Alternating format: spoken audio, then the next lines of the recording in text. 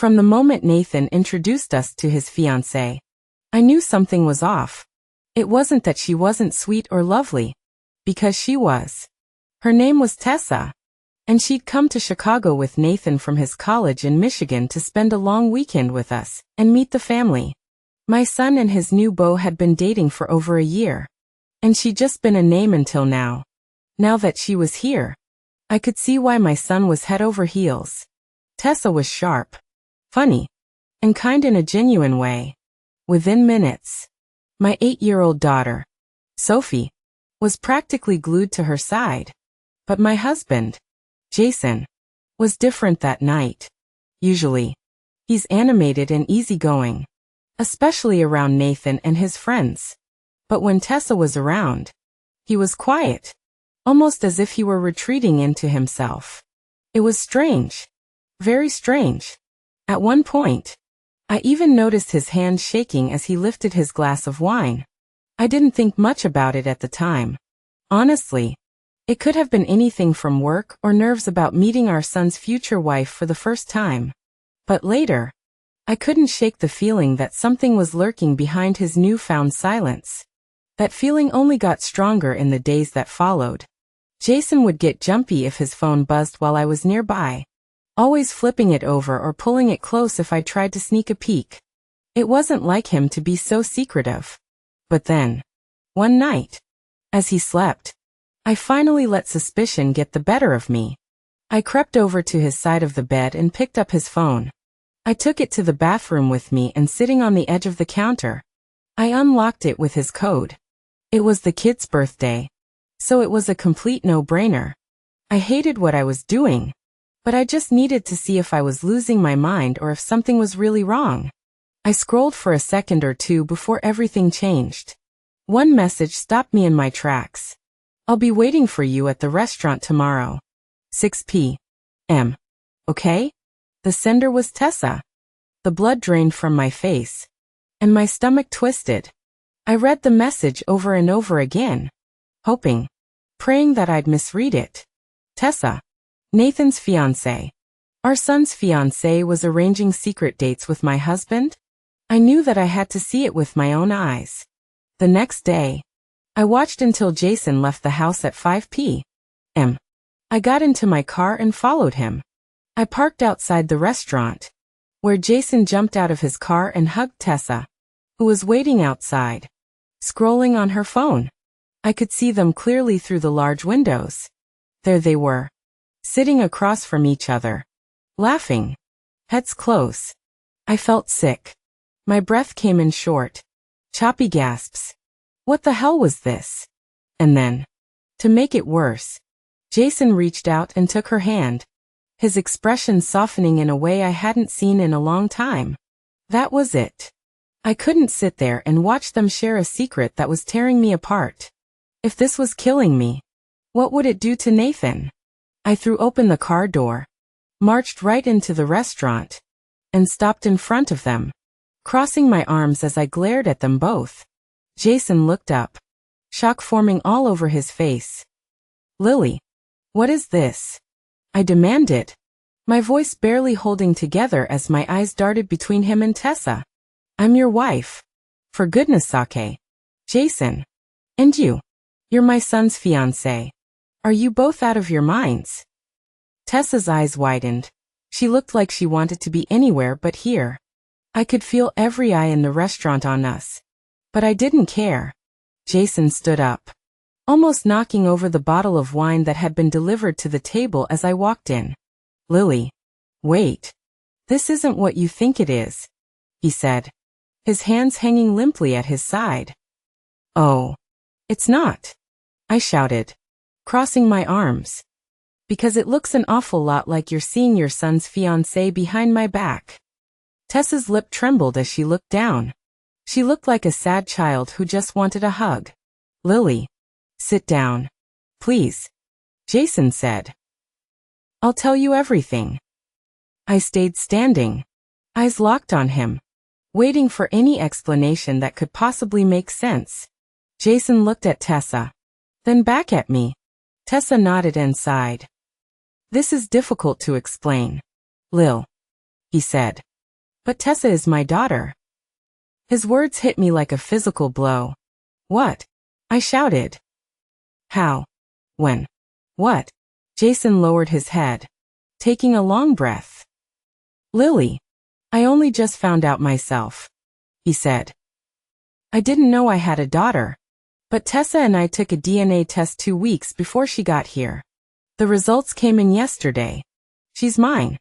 I looked over at Tessa, whose face was red, her eyes misty. She nodded slowly. It's true. I wanted to tell Nathan when we found out, but I didn't know how.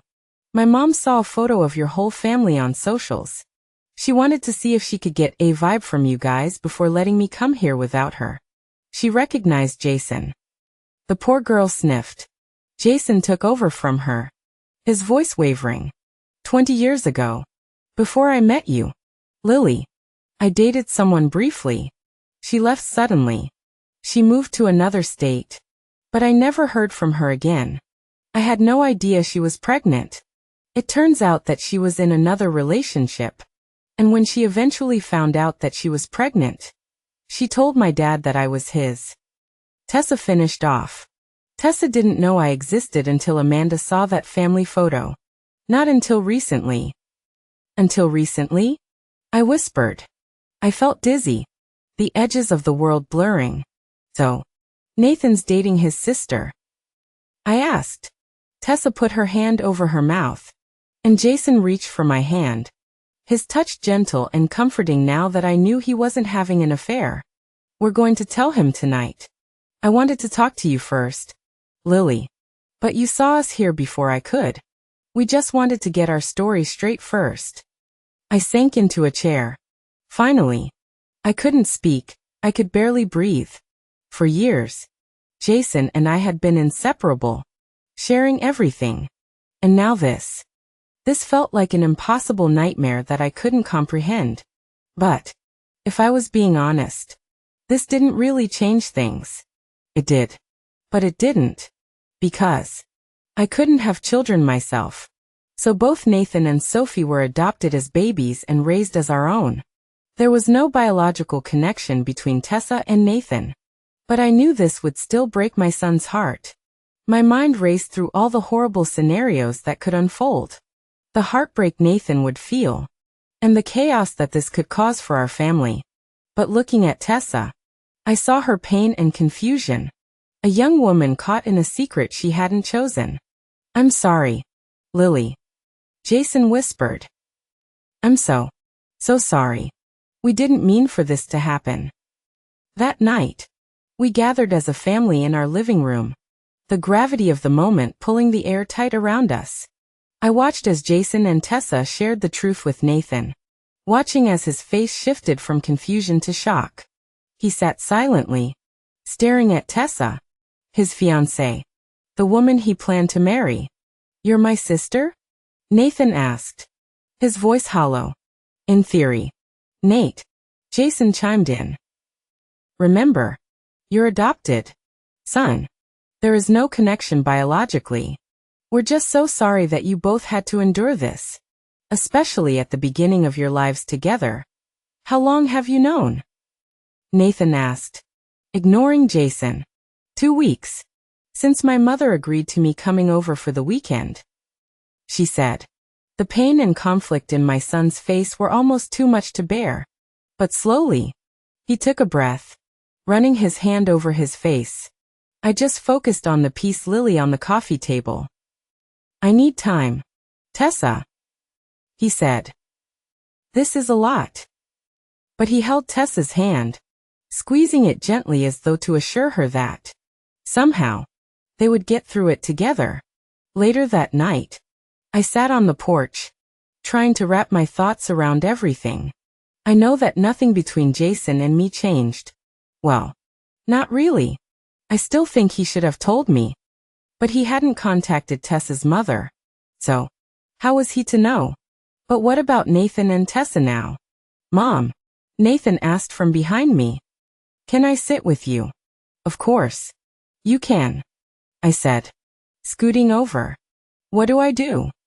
He asked. I mean, really, Does this change anything? I asked. Ask yourself honestly. No, he said quietly. It should. Shouldn't it?